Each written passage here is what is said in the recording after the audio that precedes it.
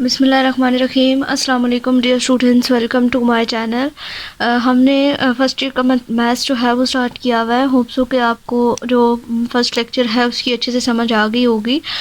तो chapter number 2 के कुछ मोस्ट इम्पोर्टेंट जो टॉपिक्स हैं, मोस्ट इम्पोर्टेंट जो एक्सरसाइज है जिसमें से शॉर्ट क्वेश्चन, लॉन्ग क्वेश्चन और एमसीक्यूज़ भी आते हैं, तो उस एक्सरसाइज को आज हम कवर करेंगे, जिसमें जो पूरे चैप्टर में से जो मोस्ट इम्पॉर्टेंट एक्सरसाइज है वो है 2.4। ठीक है, तो उसमें से आपके शॉर्ट क्वेश्चन और लॉन्ग क्वेश्चन, एक लॉन्ग क्वेश्चन तो लाजमी तौर पर जो है वो आपकी इन एक्सरसाइजेज में से आता है, जिसमें आपको एक ट्रुथ टेबल बनाना होता है बाय यूजिंग डिफरेंट सिंबल्स। तो उनको आज हम देखेंगे कि किस तरीके से आप इन चीज़ों को याद रख सकते हैं, कैसे आपको सिंबल्स की याद रहेगी और किस तरह से आप आसानी से इन सारी चीज़ों को मेमोराइज़ करके अपने पेपर में अच्छे स्कोर्स जो हैं वो कवर कर सकते हैं। तो आपको पता है, जैसे कि एक क्वेश्चन के 2 पार्ट्स होते हैं, तो उन दोनों पार्ट्स में से फ़र्ज़ करें आपको सेकंड चैप्टर वाला जो है वो ना आए, लेकिन जो दूसरा उसका पार्ट आपको दिया हुआ है वो आता हो, तो वो पूरा क्वेश्चन आपका, उसके पूरे मार्क्स आपको नहीं मिलेंगे। तो इन टॉपिक्स को आप अच्छे तरीके से अंडरस्टैंड कर लें, जो मैं अभी आपको करवाने लगी हूँ, ताकि आपकी जो अंडरस्टैंडिंग है वो अच्छे से हो जाए इन टॉपिक्स की और आसानी से आप अपना पेपर अटैम्प्ट कर लें। और शॉर्ट क्वेश्चन भी इसमें से आते हैं, लाजमी तौर पर आते हैं, और एमसीक्यूज़ भी कुछ आते हैं, और जो है वो आपको जो लॉन्ग क्वेश्चन है वो भी लाजमी तौर पर इस एक्सरसाइज में से जो है वो आता है। इसके अलावा भी सेकेंड चैप्टर फुल जो है वो मैंने कवर करवा दिया हुआ है, आपको इंशाल्लाह उसका लेक्चर मिल जाएगा। उसमें काफ़ी सारे एमसीक्यूज़ और काफ़ी सारे शॉर्ट क्वेश्चंस के जो कंसेप्ट्स हैं वो आपके क्लियर हो जाएंगे। इस तरह से उसको आपको मैंने कवर करवाया है कि उसके साथ आपका ऑब्जेक्टिव और सब्जेक्टिव दोनों पार्ट्स अटैम्प्ट होंगे, और आज साथ में हम इसका लॉन्ग क्वेश्चन भी देखेंगे कि सेकंड चैप्टर में से लॉन्ग क्वेश्चन कौन सा इंपॉर्टेंट है। तो विदाउट टाइम के वेस्ट किए स्टार्ट करते हैं। कुछ जो है, सबसे पहले हमारे पास जो सिंबल्स हमने यूज़ करने होते हैं उनकी जो अंडरस्टैंडिंग है वो हमें होनी चाहिए कि किस तरह से कौन कौन से सिंबल्स हैं और उन सिंबल्स को कैसे रीड आउट किया जाता है, उनको कैसे अप्लाई किया जाता है डिफरेंट सिचुएशन के ऊपर। उनको देख लेते हैं। सबसे पहले मैंने यहाँ पर एक टेबल बना दी है, जिसमें जो है वो मैंने डिफरेंट सिंबल्स आपके लगा दिए जो आपके इन सारे क्वेश्चन में यूज़ होने हैं, जैसे एक्सरसाइज में सब में यूज़ होते हैं वो भी। उसके बाद इसको रीड आउट किस तरह से किया जाता है वो भी मैंने यहाँ पे राइट डाउन कर दिया हुआ है, और किस तरह से डिफरेंट सिंबल्स के साथ इनको जो है वो लिखा जाता है और उनको किस तरह से रीड आउट किया जाता है। तो 1 बाय 1 स्टार्ट करते हैं। सबसे जो पहला सिंबल है वो आपके पास है ये। इस तरह से इसको राइट डाउन किया जाता है, और इसको पढ़ा कैसे जाता है, इसको हम पढ़ते हैं कि ये नॉट का सिंबल है या फिर निगेशन का सिंबल है। ठीक है, आपकी बुक में जो है वो निगेशन का वर्ड यूज़ हुआ है, और उस सिंबल के लिए आपके पास ये जो सिंबल है ये यूज़ होता है, और इस तरह से इसको रिप्रेजेंट किया जाता है कि कोई एक जो है वो अल्फ़ाबेट है, उसकी आपने निगेशन फाइंड करनी है, तो उसको इस तरह से आप जो है वो राइट डाउन करते हैं। और इसको रीड किस तरह से किया जाता है, इसको हम कहते हैं निगेशन पी या फिर नॉट ऑफ पी। इस तरह से इसको रीड किया जाता है। उसके बाद ये एक सिंबल है, ठीक है, ये इसको आप जो है वो एंड पढ़ते हैं। ठीक है, आपने ये फिज़िक्स में भी पढ़ा होगा, ठीक है, कंप्यूटर साइंस में भी ट्रुथ टेबल्स इस तरह के बनते हैं, और इस सिंबल को हम एंड ऑपरेटर जो है वो लिखते हैं। ठीक है, आप इसको उल्टा भी कंसीडर कर सकते हैं। इसको आसानी से किस तरह से अप्लाई किया जाता है, जो इसकी अंडरस्टैंडिंग है उसके लिए आप एंड को एज अ मल्टीप्लिकेशन भी ले सकते हैं। ठीक है, ये जो सिंबल है इसको आप एज अ मल्टीप्लिकेशन भी कंसीडर कर सकते हैं। आगे जाके बताऊंगी कि किस तरह से, क्यों मैंने यहाँ पे आपको इसको कहा कि आप इसको एज अ मल्टीप्लाई भी कंसीडर कर सकते हैं। उसके बाद इसको लिखा किस तरह से जाता है, ऐसे पी और एंड आगे Q, then P and Q, इसको हम रीड करते हैं। उसके बाद ये वी सिंबल है, इसको हम आर लिखते हैं, आर पढ़ते हैं, और साथ में जो है वो आप इसको प्लस जो है वो कह सकते हैं। आगे जब ट्रुथ टेबल बनाएंगे तो मैं आपको बताऊंगी कि हमने यहाँ पे इसको प्लस और एंड को हमने मल्टीप्लाई क्यों रखा। उसके बाद P R V, and then इसको हम पढ़ते किस तरह से, पी आर वी में। देन ये एक एरो साइन है, इसको हम कहते हैं इफ़ देन इम्प्लाइज कि इफ़ अगर जो फर्स्ट कंडीशन है वो आपकी ठीक नहीं है, तो देन जो सेकंड आपको कंडीशन दी जाती है वो आप अप्लाई करते हैं, तो पी देन क्यू। उसके बाद है इफ़ पी देन क्यू, यानी कि इसको इस तरह से पढ़ते हैं हम कि अगर पी हो और फिर उसके बाद जो है वो क्यू आएगा। उसके बाद नेक्स्ट डबल एरो का निशान है, जिसमें है is equal to if and only if, यानी कि इसमें इक्वालिटी और इफ़ एंड ओनली की कंडीशन आ जाती है कि अगर ये चीज़ हो तो फिर पहले पहला पॉइंट लिया जाता है, उसको प्रूफ किया जाता है, देन सेकंड पॉइंट लिया जाता है, तो उसको, यानी कि ये दोनों जो है वो आपस में इक्वलेंट होते हैं। P if and only if Q is equivalent to Q, यानी कि ये पी तब होगा जब जो है वो Q, P if and only if Q is equivalent to Q, यानी कि इक्वलेंट टू पी यहाँ पे आएगा। ठीक है, कि अगर ये दोनों कंडीशन सेटिस्फाई तब करेंगे जब पी क्यू के इक्वल होगा और क्यू जो है वो पी के इक्वल होगा। ठीक है, अच्छा, ये छोटा सा जो है वो हमारे पास इसका टेबल था। अब हम इसका जो मेन एरिया है, अब ट्रुथ टेबल हमने बनाने हैं, जिसमें सबसे पहले जैसे हमने सिंबल पढ़ा नॉट का, तो अब हम ट्रुथ टेबल भी यहाँ पे नॉट का जो है वो समझ लेते हैं। ये निगेशन या नॉट इस तरह से, अब यहाँ पे तो जस्ट एज आ एग्जांपल मैंने just P and not of P ले लिया, सिर्फ आपने इस चीज़ को अंडरस्टैंड कर लेना है। ठीक है, अब पी निगेशन का मतलब है या नॉट का मतलब है उलट कर देना। अगर आपको एक चीज़ ट्रू दी हुई है तो आप उसको फॉल्स कर देंगे, अगर वो फॉल्स दिया हुआ तो ट्रू। जितने भी आप अगर टेबल करेंगे, जहाँ जहाँ पे भी आपको कहा जाएगा कि आप निगेशन फाइंड करें, तो निगेशन का मतलब होगा कि अगर आपका आंसर ट्रू में है तो वो आपका फॉल्स हो जाएगा, और अगर आंसर आपका फॉल्स में है तो वो ट्रू हो जाएगा। ये सिंपल सी जो है वो इसके लिए आपने याद रखना है कि ये उलट कर देता है चीज़ को। अगर आपका 1 है तो वो 0 हो जाएगा, और अगर 0 है तो वो 1 हो जाएगा। इस तरह से इसको आप अंडरस्टैंड कर सकते हैं। होप सो कि आपको इसकी समझ आ गई होगी कि ट्रू है तो फॉल्स हो जाएगा, फॉल्स है तो ट्रू। मीन्स के निगेशन या नॉट का मतलब है उलट कर देना। तो ये छोटी सी इसमें इसकी बात है। उसके बाद हम एंड को और आर को देखते हैं। अच्छा, उसके बाद अब हमारे पास आ गया एंड का और आर का, इस दोनों को हम देख लेते हैं। एंड को आप कंजंक्शन कहते हैं, मतलब आपकी बुक में कंजंक्शन और डिस्टिंक्शन के वर्ड्स यूज़ हो रहे होंगे। आपके पेपर में ये क्वेश्चन आ सकता है कि write down conjunction of this या make the truth table of conjunction between P and Q. तो उसमें आपने कंफ्यूज नहीं होना। कंजंक्शन के लिए ये सिंबल यूज़ किया जाता है, जिसको अभी हमने एंड पढ़ा है, और इसके अलावा हमने इसको कहा कि इसको हम एज अ मल्टीप्लाई अपनी अंडरस्टैंडिंग के लिए ले सकते हैं। मल्टीप्लाई क्यों लेते हैं अभी बताती हूँ। अब देखें, यहाँ पर हमने ट्रुथ टेबल ड्रा कर लिया। अब इसकी स्टेटमेंट क्या है कि conjunction of the two statement P and Q is true if and only if both P and Q are true, otherwise false. यानी कि इसकी ये कंडीशन है कि जब आप ट्रुथ टेबल बनाएंगे, ये आपका ट्रू तब होगा जब दोनों पी और क्यू, यानी कि जितनी भी आपकी कंडीशंस के दरमियान में, यहाँ पे तो फर्ज करें जस्ट 2 के दरमियान में हम लगा रहे हैं कंजंक्शन। अगर फर्ज करें कि आपने 3 टर्म्स के दरमियान लगाना है, 4 टर्म्स के दरमियान लगाना है, तो उसमें ये होगा कि जब तक आपके वो सारे के सारे एलिमेंट्स ट्रू नहीं होंगे, सारे के सारे एलिमेंट्स ट्रू नहीं होंगे, तब तक आपका आंसर जो है वो ट्रू नहीं आएगा। इसके अलावा सारी कंडीशंस में आपका आंसर जो है वो फॉल्स आएगा। तो यहाँ पे मैंने इसको आपको मल्टीप्लाई तब बताया है कि फ़र्ज़ करें कि जो हमारे ट्रू हैं उनको हम ले लेते हैं 1, और जो हमारे फॉल्स हैं उनको हम ले लेते हैं 0 0। इसी तरह से यहाँ पे भी हम लिख लेते हैं 1 0 1 0। ये चीज़ें आपने खुद जो है वो करनी होंगी। अगर आपको जो है वो 2 टर्म्स के दरमियान में ट्रूथ टेबल्स बनाने हैं, तो जस्ट आपके फर्स्ट पहले ट्रू दोनों आएंगे, फिर दोनों फॉल्स आएंगे, फिर इस तरह क्यू में एक ट्रू एक फॉल्स, एक ट्रू एक फॉल्स। अगर आपकी 3 जो है वो टर्म्स आ जाती हैं, यानी कि पी क्यू और आर में आपको ट्रुथ टेबल, आपके लॉन्ग क्वेश्चन में इसी तरह 3 टर्म्स, जो चार टर्म्स वाला क्वेश्चन आपके पेपर में आता है लॉन्ग क्वेश्चन में। अच्छा, अब ये हमने अब इसको हमने लिख दिया कि P एंड Q। अब जो है वो मल्टीप्लिकेशन इसलिए मैंने कहा था कि जब तक आप देखें 1 को 1 से मल्टीप्लाई करेंगे तो आंसर आपका आएगा 1। अब 1 को 0 से मल्टीप्लाई करेंगे आंसर 0, 0 को 1 से करेंगे तब भी 0, और 0 तो हो ही 0 जाएगा।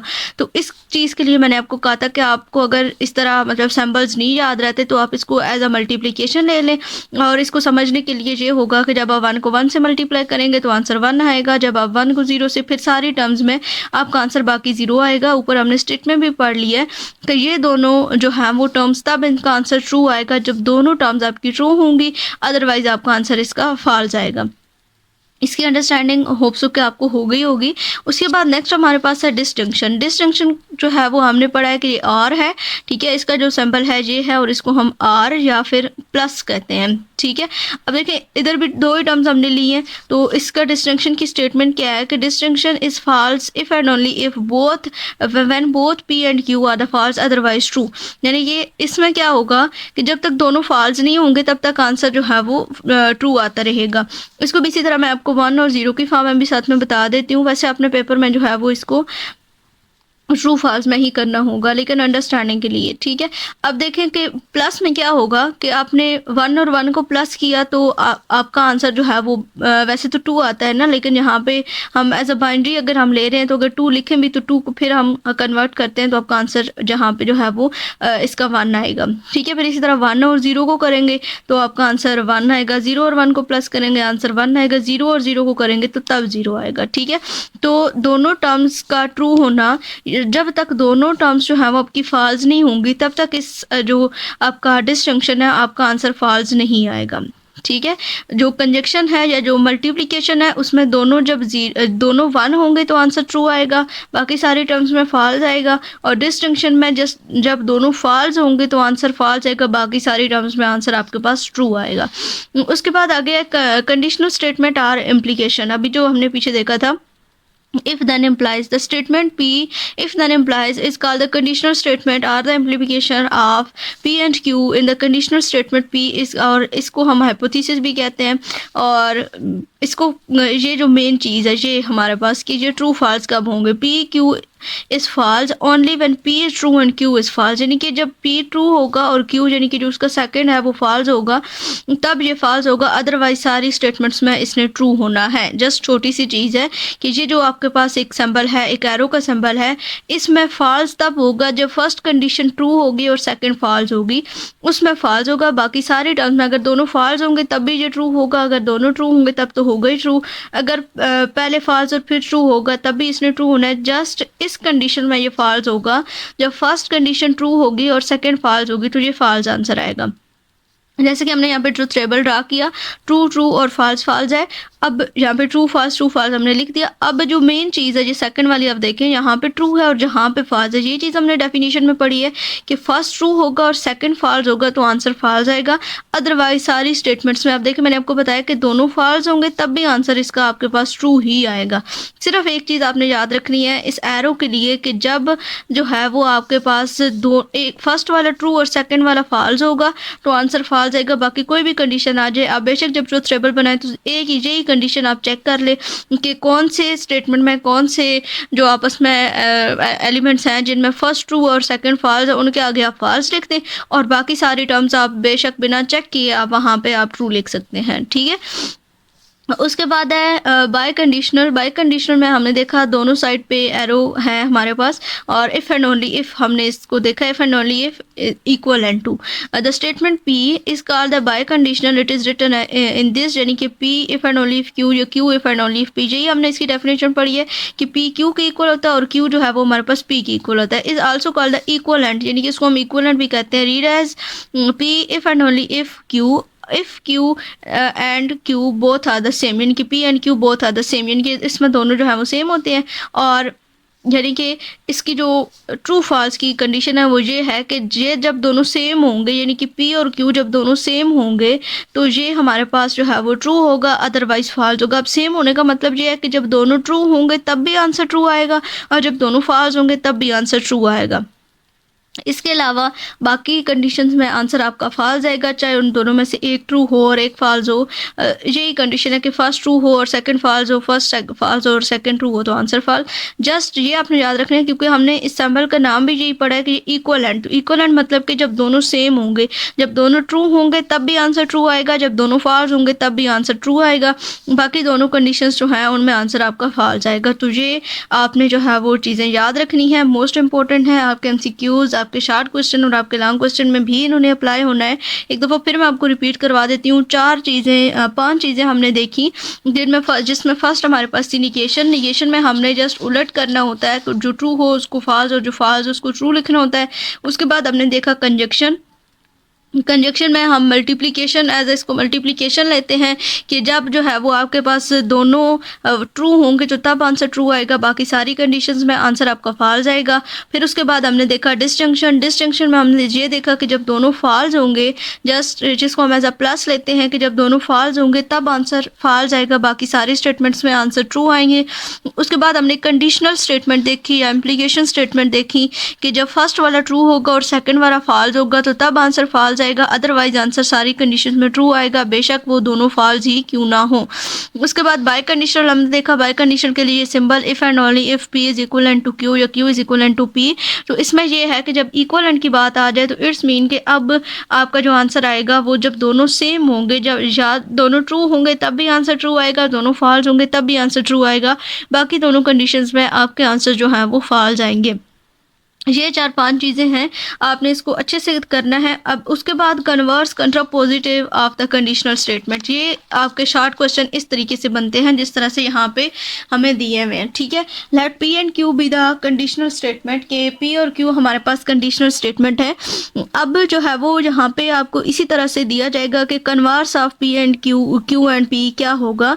अब कन्वर्स में आपने ये करना होता है कि आपका जो फर्स्ट सेकंड है वो फर्स्ट एलिमेंट बन जाता है और जो फर्स्ट है वो सेकंड बन जाता है। जैसे यहाँ पे आपको नजर आ रहा है, इस तरह के एमसीक्यूज आपके पेपर में आते हैं और शॉर्ट क्वेश्चन भी आते हैं कि राइट डाउन कन्वर्स कंट्रापोजिटिव या कन्वर्स इनवर्स एंड कंट्रापोजिटिव। तो यहाँ पे कन्वर्स की बात हो रही है तो पी, क्यू और पी का कन्वर्स ये होगा कि पी जो है वो फर्स्ट पे चला जाएगा और क्यू सेकंड पे आ जाएगा। इनवर्स जो है वो ये होगा, आप देखें यहाँ पे negation of P and negation of Q. इसमें इन्वर्स में ये होता है कि अगर आपको जो है ये आपके पास है इन्वर्स ऑफ पी, सॉरी यहाँ पे मैंने थोड़ी सी मिस्टेक की है, ये लिखा हुआ है कि Q P is called the converse of P Q, यानी कि अगर आपको ये स्टेटमेंट दी गई हो पी और क्यू के find the converse of P and Q, तो इसका कन्वर्स ये बनेगा क्यू टू पी, ठीक है। यानी कि जो सेकंड है वो फर्स्ट बन जाएगा और जो फर्स्ट है वो सेकंड बन जाएगा, ठीक है। इसी तरह सेकंड है कि यहाँ पे इसने कहा है कि ये इन्वर्स है इसका पी एंड क्यू का। इन्वर्स में आपने ये करना होता है कि जस्ट आपने निगेशन साथ में लगा देनी, यानी कि ये ट्रू है तो फॉल्स हो जाएगा, फॉल्स है तो ट्रू हो जाएगा, तो दोनों के साथ निगेशन आ जाएगी, तो ये इन्वर्स है पी एंड क्यू का। उसके बाद कंट्रापोजिटिव, कंट्रापोजिटिव में कन्वर्स और इन्वर्स को दोनों को आपने लिखना है, यानी कि पी और क्यू अगर आपको दिया गया हो और आपको कहा जाए कि find the converse contrapositive of P and Q, तो आपने इन दोनों की पोजीशंस को भी चेंज करना है और इनके साथ निगेशन भी लगा देनी है, तो ये कंट्रापोजिटिव बन जाएगा। ये पोजीशन भी चेंज हो गई क्यू एंड पी, यानी कि ये कन्वर्स हो गया और साथ में निगेशन का साइन आ गया, इट्स मीन कि ये इन्वर्स हो गया। तो कंट्रापोजिटिव, हम कन्वर्स और इन्वर्स दोनों की कलेक्शन को कंट्रापोजिटिव कहते हैं। जैसे यहाँ पे अब इसका ट्रुथ टेबल भी एक दफ़ा देख लीजिए कि P Q and negation of P, negation of Q, ये जो भी हमने पीछे देखा है इसमें कन्वर्स इन्वर्स और कंट्रापोजिटिव हमने फाइंड किया है। तो सबसे पहले पी क्यू हमने लिख दिया ट्रू ट्रू और false false, then Q true false आगे। उसके बाद negation of P and negation of Q, क्योंकि हमें ये चीज़ चाहिए निगेशन पी और निगेशन क्यू, तो अलग अलग से इस तरह से इनको फाइंड कर लिया। जो पी में ट्रू था वो फॉल्स बन गया, जो ये दोनों फर्स्ट वाले और सेकंड दोनों फॉल्स है तो वो ट्रू हो जाएंगे, क्योंकि निगेशन में हमने जो है वो इसको उलट करना है। उसके बाद जो क्यू था उसकी हमने निगेशन जो है वो फाइंड की, तो क्यू में ट्रू फॉल्स है तो यहाँ पे फॉल्स ट्रू और फॉल्स ट्रू आ जाएगा। उसके बाद पी इम्प्लाइज क्यू, तो पी इम्प्लाइज क्यू में हमने ये देखा था कि जब फर्स्ट कंडीशन ट्रू होगी और सेकंड फॉल्स होगी तो आंसर फॉल्स आएगा, अदरवाइज आंसर आपका ट्रू आएगा। तो हमने पी और क्यू में जो है वो हमने ये चीज़ चेक करनी है। तो यहाँ पे हमारे पास P और Q, यहाँ पे ये ट्रू हैं दोनों, तो आंसर हमारे पास ट्रू आएगा। अब कंडीशनल गिवन में P इम्प्लाइज Q हम देख रहे हैं, तो फर्स्ट ट्रू और सेकंड फॉल्स होगा तो आंसर आपका फॉल्स आएगा, बाकी दोनों टर्म्स में आंसर आपके पास ट्रू आएगा। यही चीज़ हमने पीछे देखी है कि इसमें क्या होगा कि फर्स्ट आपके पास ट्रू होगा और सेकंड फॉल्स होगा तो आंसर फॉल्स आएगा, अदरवाइज आपका आंसर ट्रू आएगा। उसके बाद इसी तरह से कन्वर्स हमने जब फाइंड किया तो Q इम्प्लाइज P हमने कर लिया कि पहले Q को आप देखना है उसके बाद P वाले को देखना है। तो यहाँ पे Q और P जब फर्स्ट दोनों देखें तो दोनों ट्रू हैं तो आंसर यहाँ पे हमारे पास ट्रू आ जाएगा। सेकंड में देखें तो पहले फॉल्स है फिर ट्रू है तो आंसर ट्रू आएगा। फिर जब हमने थर्ड में देखा तो पहले ट्रू है फिर फॉल्स है, तो ये इसकी डेफिनेशन है कि जब पहले ट्रू होगा फिर फॉल्स होगा तो आंसर फॉल्स आएगा। उसके बाद दोनों फॉल्स हैं तो तब भी आंसर आपके पास ट्रू आएगा। तो ये इसकी जो है वो कन्वर्स हो गया। इनवर्स में अब हमने निगेशन ऑफ P और निगेशन ऑफ Q के दरमियान दोनों में ये हमने स्टेटमेंट फाइंड करनी है, कंडीशनल स्टेटमेंट। तो इसमें भी सेम इसी तरह से आपने ये वाले और ये वाले दोनों को देखना है कि दोनों फॉल्स हैं तो आंसर ट्रू आएगा। फर्स्ट फॉल्स है देन ट्रू है, आंसर आपका ट्रू आएगा। फर्स्ट ट्रू है और सेकंड फॉल्स है तो आंसर आपका फॉल्स आएगा। ये मोस्ट इंपॉर्टेंट चीज़ कि फर्स्ट ट्रू और सेकंड फॉल्स होगा तो आंसर फॉल्स आएगा, अदरवाइज आंसर आपके पास ट्रू आएगा। देन उसके बाद ट्रू है तो आंसर आपके पास ट्रू आएगा। फिर इसी तरह से निगेशन क्यू और यानी कि कंट्रापोजिटिव में जब हम जाएंगे तो निगेशन क्यू और निगेशन पी में जो है वो हमने कंडीशनल स्टेटमेंट चेक करनी है। तो पहले क्यू के टर्म्स को देखना है, फिर पी के टर्म्स को देखना है। तो दोनों फॉल्स हैं तब भी आंसर ट्रू आएगा। ट्रू और फॉल्स है तो आंसर फॉल्स आएगा। यही इसकी डेफिनेशन है कि फर्स्ट ट्रू और सेकंड फॉल्स होगा तो आंसर फॉल्स आएगा। देन फॉल्स और ट्रू है तो आंसर ट्रू आएगा। देन दोनों ट्रू हैं तो आंसर आपके पास ट्रू आएगा। ठीक है, ये दोनों नीचे जो है वो छोटी सी डेफिनेशन इसकी लिखी हुई भी है कि कन्वर्स में जो है वो हमने सिमत तब्दील करते हैं और इनवर्स में पी और क्यू की अलामतें तब्दील करते हैं और कंट्रा पॉजिटिव में दोनों काम करते हैं और कन्वर्स और इनवर्स आपस में इक्वलेंट होते हैं। ठीक है, यानी ये कन्वर्स और इनवर्स, ये कन्वर्स है और ये इनवर्स है और ये इक्वलेंट है। ये दोनों ट्रू हैं, ये भी ट्रू है, ये दोनों फॉल्स हैं, ये दोनों ट्रू हैं। तो ये आपके पास जो है वो मज़ीद इसकी डिटेल्स आ चुकी हुई हैं। अब हम इसकी एक्सरसाइज को देखते हैं। छोड़ना दो तीन और डेफिनेशंस भी यहाँ पे हैं जिनमें ये है कि आपके पास एक टोटोलॉजी की डेफिनेशन है। इसमें ये होता है कि जब सारी आपकी टर्म्स, जब आप फाइनल आंसर निकालते हैं तो उसमें सारी टर्म्स अगर ट्रू हो जाती हैं तो उसको आप जो है वो टोटोलॉजी कहते हैं। उसके बाद कंट्राडिक्शन या एब्सर्डिटी, इसमें ये होता है कि जब आपकी सारी जो स्टेटमेंट्स हैं वो फॉल्स आ जाती हैं तो उसको आप कंट्राडिक्शन कहते हैं। और बस ये दोनों इंपॉर्टेंट डेफिनेशन है। आपके पास आ सकती है कि डिफाइंड टोटोलॉजी, या फिर आपसे ये कहा जा सकता है कि prove the given statements are following tautology. और इसी तरह से एब्सर्डिटी, तो आपने इस चीज़ का ख्याल रखना होगा कि अगर आपसे टोटोलॉजी का क्वेश्चन किया जाता है तो आपके सारे आंसर्स ट्रू आने चाहिए, और अगर आपसे जो है वो कंट्राडिक्शन का क्वेश्चन किया जाता है तो आपके सारे आंसर फॉल्स होंगे, तो आपका क्वेश्चन ठीक कंसीडर किया जाएगा। उसके बाद ये नीचे इन्होंने एक और ट्रुथ टेबल बना के यहाँ पे हमें टोटोलॉजी को समझा दिया है। तो इसको नहीं करना है तो कर लें, अदरवाइज इसको स्किप करें। आगे हम देखते हैं एक्सरसाइज में। ये जो इसका फर्स्ट पार्ट है, और ये देखें हमारी बुक्स के ऊपर भी मेंशन है कि 2.4 बहुत ज़्यादा इंपॉर्टेंट है, इसको आपने लाजमी करना है। तो यहाँ पे ट्रुथ टेबल है कन्वर्स, इनवर्स और कंट्रा पॉजिटिव का गिवन कंडीशनल पे। तो ये हमारे पास गिवन कंडीशंस दी हुई हैं, इन पे हमने कन्वर्स इनवर्स, ये मोस्ट इंपॉर्टेंट है, ये बहुत ज़्यादा रिपीटेड क्वेश्चन है और ये आते हैं आपके पेपर में। तो यहाँ पे सबसे पहला क्वेश्चन हमारे पास है negation of P then implies Q. अब इसका कन्वर्स भी फाइंड करना है। मैंने आपको बताया पीछे कि इसी तरह से आपका क्वेश्चन आ सकता है कि find the converse, inverse and कंट्रा positive. तो ये चीज़ें आपने अच्छे तरीके से समझनी है।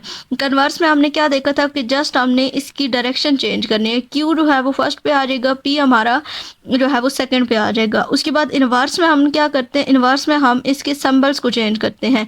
निगेशन साथ में अगर हो तो वो रिमूव हो जाता है और अगर ना हो तो निगेशन लग जाता है। तो ये इनवर्स था हमारे पास। जहाँ पे निगेशन पी एम्प्लाइज क्यू था तो पी के साथ से निगेशन रिमूव हो गया और क्यू के साथ निगेशन आ गया। कंट्रा पॉजिटिव में हमने दोनों स्टेटमेंट्स कर ली, यानी कि पहले हमने लिखा क्यू इम्प्लाइज, उसके बाद पी एज इट इज़ और साथ में क्यू के साथ निगेशन, यानी कि कन्वर्स भी इम्प्लाई हो गया और इनवर्स भी अप्लाई हो गया। उसके बाद क्यू पी था तो कन्वर्स में हमने इसकी डायरेक्शन चेंज की, पी क्यू कर दिया। इनवर्स में हमने जस्ट दोनों के साथ जो है वो निगेशन लगा दिया और कंट्रा पॉजिटिव में हमने डायरेक्शन भी चेंज कर दी और साथ में निगेशन का सिंबल भी आ गया। उसके बाद negation P implies negation Q है, तो कन्वर्स में जस्ट हमने डायरेक्शन चेंज की, negation Q implies negation P आ गया। और इनवर्स में हमने दोनों के निगेशंस को रिमूव कर दिया और कंट्रा पॉजिटिव में हमने जो है वो दोनों की डायरेक्शन को भी चेंज किया और दोनों के साइंस को भी रिमूव कर दिया। उसके बाद negation Q implies negation P था, तो कन्वर्स में जस्ट हमने डायरेक्शन चेंज की, निगेशन पी निगेशन क्यू कर दिया और इनवर्स में दोनों की जो सिंबल्स हैं वो रिमूव कर दिए और कंट्रा पॉजिटिव में हमने इसकी डायरेक्शन भी चेंज कर दी और सिंबल्स को भी हमने रिमूव कर दिया। तो ये इस तरीके से आपको जो है वो ये चीज़ें आनी चाहिए। उसके बाद अब ये जो आगे सारे क्वेश्चंस हैं ये इसी तरीके से हैं, जो चीज़ें मैंने आपको समझा दी हुई हैं। तो आपने वन बाय वन जो है वो इनको देखना है। वही सारे जो है वो बार बार ट्रू फॉल्स बोलने का फ़ायदा नहीं है। जो चीज़ें इंपॉर्टेंट थी जिस तरह से इनको आपने अप्लाई करना है वो मैंने आपको बता दिया है कि एंड और नॉट और इम्प्लाइज, इस तरह से आपने जो है वो इनको डिफ़ाइन करना है। इस तरह की जब आपके पास कंडीशंस आ जाती हैं कि एक स्टेटमेंट दी हुई होती है कि उसका आपने ट्रुथ टेबल बनाना है, तो वन बाय वन करके आपने देख लेना है कि इसमें कौन कौन सी चीज़ें आपके पास आ रही हैं।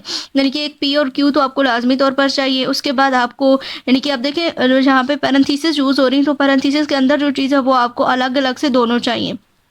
तो यहाँ पे P का निगेशन यूज़ हो रहा है, तो इट्स मीन कि आपको एक पूरा कॉलम चाहिए निगेशन ऑफ P का। उसके बाद यहाँ पे P इम्प्लाइज निगेशन Q, यानी कि पहले आपने ये देखना है कि पूरे में कौन कौन से जो है वो यूज़ हो रहे हैं alphabets P Q R, just 2 हैं, 3 है, 4 है, उस हिसाब से आपने P Q इस तरह से 2 कॉलम बना देने हैं। उसके बाद अगर आपने देखना है कि आप पैरेंथेसिस अगर आ रही है तो उस पैरेंथेसिस के अंदर कौन से जो है वो आपको जो है वो चीज़ चाहिए। यहाँ पे निगेशन P हमें चाहिए था, तो निगेशन P का हमने यहाँ पे एक कॉलम बना दिया। उसके बाद ये फर्स्ट पैरेंथेसिस को कंप्लीट करने के लिए P implies negation Q, P implies negation P, यानी कि इसको और इस वाली जो कॉलम है इन दोनों को का जो सोल्यूशन है वो यहाँ पे इस वाले कॉलम में हमने लिख दिया। फिर सेकंड इसके ऊपर हम आ गए, तो यहाँ पे हमें P इम्प्लाइज Q जस्ट चाहिए था, वो हमने कॉलम बना दिया। और फिर ओवरऑल जो हमारा क्वेश्चन होगा पूरा उन दोनों कॉलम्स के दरमियान जो भी हमने फंक्शन परफॉर्म करना होगा उसका आपने एक पूरा कॉलम बना देना है। जैसे यहाँ पे हमने जो है वो डिस्टिंक्शन या प्लस या और जो है वो हमने यूज़ किया है। तो इस तरह से आप अपना टेबल बना सकते हैं और बाकी सिंबल्स को किस तरह से यूज़ करना है, कैसे इनकी कंडीशंस लगती हैं, वो चीज़ें मैंने आपको बता दी हैं। और जैसे ये एक पार्ट नंबर 3 है एक्सरसाइज का, किसमें आपने ये बताना है कि ये आपका जो क्वेश्चन है ये क्या है, ये टोटोलॉजी को जो है वो फॉलो करता है। तो जब इसका आप आंसर निकालेंगे, अगर आपके आंसर सारे ट्रू आते हैं तो इट्स मीन कि आपका आंसर जो है वो ठीक है। अच्छा, उसके बाद नेक्स्ट हम आ जाते हैं जो जिस तरह के क्वेश्चन आपके पेपर में आते हैं एक्सरसाइज 2.5 पे, ठीक है। ये वो शार्ट क्वेश्चन के लिए एक्सरसाइज थी, ठीक है। उसमें से जो converse, inverse, contrapositive, negation, conjunction, distinction, ये एमसीक्यूज और शार्ट क्वेश्चन उसमें से काफ़ी सारे आते हैं। और एक्सरसाइज 2.5 में से आपके पास इस तरह यूनियन की फॉर्म में जो है वो यूनियन इंटरसेक्शन की फॉर्म में, कम्प्लीमेंट्स की फॉर्म में आपको जो है वो दिया जाता है क्वेश्चन, और आपने पहले उसकी लॉजिकल फॉर्म लिखनी होती है और दैन उसके बाद आगे आपने उसको परफॉर्म करना होता है, उसका ट्रुथ टेबल बनाना होता है और ये भी बताना होता है कि उसकी left hand side right hand side की इक्वल आई है या फिर नहीं है। तो इसको भी हम देख लेते हैं। सबसे पहले क्या है कि convert the following theorem to the logical form and then prove by constructing the truth table. तो सबसे पहले हमने जो है वो इसको सॉल्व किया, इसकी जो लॉजिकल फॉर्म है वो किस तरह से बनाते हैं। 3-4 ही इंपॉर्टेंट चीज़ें हैं, ज़्यादा इसमें यूनियन और इंटरसेक्शन ही यूज़ होता है और एक कम्प्लीमेंट, 3 ही चीज़ें आपकी यहाँ पे यूज़ होंगी, इससे ज़्यादा चीज़ें यूज़ नहीं होंगी। तो ए इंटरसेक्शन बी था, तो जहाँ पे इंटरसेक्शन आपके पास होगा तो आपने यहाँ वहाँ पे उल्टा वी बना देना है इसको, जहाँ पे यूनियन होगा तो वहाँ पे आपने इसको सीधा वी बना देना है, ठीक है। तो यहाँ पे हमारे पास ये इंटरसेक्शन था, तो हमने यहाँ पे जो है वो उल्टा वी यानी कि एंड यूज़ कर लिया, कंजक्शन यूज़ कर लिया, जहाँ पे यूनियन था वहाँ पे हमने सीधा वी प्लस या फिर और यूज़ कर लिया या फिर डिसजंक्शन यूज़ कर लिया, ठीक है। और जो कम्प्लीमेंट्स होंगे, कम्प्लीमेंट की जगह पे आपने निगेशन लगा देना है। ए इंटरसेक्शन बी कम्प्लीमेंट था तो पी एंड क्यू एंड साथ में निगेशन आ जाएगा। इसी तरह यहाँ पे A negation union B complement था, A complement union B complement था, तो पी के साथ भी निगेशन आ जाएगा और क्यू के साथ भी निगेशन, और दरमियान में जो सिंबल है वो हमारे पास आर का सिंबल आ जाएगा। अब 2 वेरिएबल्स हैं तो 14 रोज़ आर 2 स्क्वायर, यानी कि 4 रोज़ आपके यहाँ पे बनेंगे। इस तरह से भी आप इसको जो है वो समझ सकते हैं, ठीक है। तो यहाँ पे आपने 2 ट्रू लगा लिए, पी में 2 फॉल्स लगा दिए, क्यू में एक ट्रू एक फॉल्स, एक ट्रू एक फॉल्स। फिर देखें कि आपको अब कौन कौन सी चीज़ें इसमें से चाहिए। आपको निगेशन पी अलग से भी चाहिए, निगेशन क्यू भी अलग से चाहिए, तो वो आपने पहले लगा दिया। निगेशन पी निगेशन क्यू के दोनों सिंबल्स निगेशन पी में जो पी के ट्रू हैं वो फॉल्स हो जाएंगे, जो फॉल्स हैं वो ट्रू हो जाएंगे। निगेशन क्यू में जो ट्रू है वो फॉल्स हो जाएगा और जो फॉल्स है वो ट्रू हो जाएगा। फिर उसके बाद आप देखें कि आपको नेक्स्ट कौन सी चीज़ रिक्वायर्ड है। तो यहाँ पे पैरेंथेसिस के अंदर पी एंड क्यू आपको चाहिए, तो आपने पी एंड क्यू पहले फाइंड किया, जिसमें आपने जो है वो जब आपके दोनों ट्रू होंगे तो आंसर ट्रू आएगा, अदरवाइज फॉल्स आएगा। तो यहाँ पे पी और क्यू में फर्स्ट दोनों ट्रू हैं तो आंसर आपका ट्रू आ गया, बाकी सारे फॉल्स ट्रू फॉल्स इस तरह से हैं तो आपके आंसर फॉल्स आ जाएंगे। उसके बाद नेक्स्ट आपको चीज़ चाहिए उसमें not of P and Q, यानी कि पूरी लेफ्ट हैंड साइड का answer not of P and Q आपको चाहिए। तो इस वाले जो आपकी ये पूरी टर्म होगी इसके ऊपर आपने निगेशन अप्लाई कर देना है, जो ट्रू है वो फॉल्स हो जाएंगे, जो फॉल्स है वो ट्रू हो जाएंगे। देन राइट हैंड साइड की रिक्वायरमेंट आपकी पूरी है कि निगेशन पी और निगेशन क्यू चाहिए था, वो आपने पहले फाइंड कर लिया। अब इन दोनों के दरमियान आर का जो फंक्शन है वो परफॉर्म करना है कि जब दोनों फॉल्स होंगे तो आंसर ट्रू फॉल्स आएगा, अदरवाइज ट्रू होगा। तो यहाँ पे फॉल्स और फॉल्स दोनों फर्स्ट में है तो वो फॉल्स आंसर आ गया, बाकी सारे ट्रू। तो ये लेफ्ट हैंड साइड है, ये राइट हैंड साइड है, तो दोनों सेम है, तो इट्स मीन्स के आपका जो आंसर है वो ठीक आया है और आपने स्टेटमेंट को प्रूव कर दिया कि left hand side is equal to right hand side है। इसी तरह से आपके ये सारे क्वेश्चन होंगे यहाँ पे देखें अब 3 टर्म्स आ गई हैं। मैंने आपको पीछे भी बता दिया था कि जब आपकी 3 टर्म्स आएंगी तो आपने क्या करना होगा, फिर 4-4 करके इस तरह से आपने ट्रू लेने हैं, 4 फॉल्स लेने हैं। तो यहाँ पे अब ABC आ गए तो फिर इसमें आपका R इंक्लूड हो जाएगा। फिर बाकी सेम इसी तरह से यूनियन आपका जो है वो R में चेंज हो जाएगा डिसजंक्शन में, और इंटरसेक्शन आपका कंजंक्शन में चेंज हो जाएगा। यहाँ पे सारा यूनियन जस्ट साथ में एक R आ गया, और इसको मतलब मज़ीद अच्छे तरीके से अंडरस्टैंड करने का या लॉजिकली जो आप इसको समझ सकते हैं वो ये कि नंबर ऑफ़ वेरिएबल यहाँ पे 3 है तो 2 की पावर 3 ले लें तो आंसर 8। इसका मतलब है कि यहाँ पे आपको 8 जो है वो रोज़ आपको चाहिए होंगी, जिसमें 4 आपके ट्रूज आ जाएंगे और 4 आपके फॉल्स आ जाएंगे। फिर इसी तरह क्यू में जब 2 ट्रू 2 फॉल्स, 2 ट्रू 2 फॉल्स, और आर में 1 ट्रू 1 फॉल्स 1 ट्रू 1 फॉल्स, जिस तरह से आप इसको लिखेंगे। देन आप अपनी जो गिवन क्वेश्चन होगा उसकी जो लॉजिकल फॉर्म आपने बनाई हुई होगी उसके ऊपर चले जाना है। लेफ्ट हैंड साइड में देख लेना है कौन कौन सी चीज़ें आपको अलग अलग रिक्वायर्ड हैं, कौन सी एक साथ रिक्वायर्ड है। तो यहाँ पे PRQ हमें चाहिए था एक, वो हमने लगा दिया PRQ। फिर उसके बाद और कोई पैरेंथेसिस नहीं थी तो यहाँ पे Q एंड R हमें चाहिए, QRV चाहिए था तो वो भी हमने पूरा एक कॉलम बना लिया। फिर पूरी लेफ्ट हैंड साइड का एक कॉलम बना और एक पूरी राइट हैंड साइड का कॉलम बना। तो इस तरह से आप इसको सॉल्व करेंगे और दोनों के आंसर्स आपने मैच कर लेने हैं कि आंसर आपके जो है वो मैच हो रहे हैं या फिर नहीं हो रहे। बाकी फिर सेम इसी तरह से ये नीचे वाला क्वेश्चन भी है, इसमें भी आपने 4 ट्रू और 4 फॉल्स लेने हैं, और बस 3 टर्म्स तक ही आपके जो है ये क्वेश्चंस आते हैं। तो होप सो कि इसकी अंडरस्टैंडिंग आपको हो गई होगी। तो जो मोस्ट इम्पोर्टेंट क्वेश्चन थे आपके, इसमें से काफ़ी सारे क्वेश्चन आते हैं इंशाल्लाह। इसके अलावा जो है वो आपको मिल जाएगा एक पूरा लेक्चर जिसमें सारे चैप्टर के शॉर्ट क्वेश्चन और MCQs जो है वो क्लियर करवा दिए मैं। तो अगर इसकी आपको अंडरस्टैंडिंग हो गई हो तो आप चैनल को लाजमी सब्सक्राइब कर दीजिएगा, वीडियो को लाइक कीजिएगा और अपने फ्रेंड्स एंड फैमिलीज़ के साथ शेयर लाजमी कीजिएगा ताकि सब स्टूडेंट्स की हेल्प हो सके। मिलेंगे किसी और वीडियो लेक्चर के साथ। अल्लाह हाफ़िज़।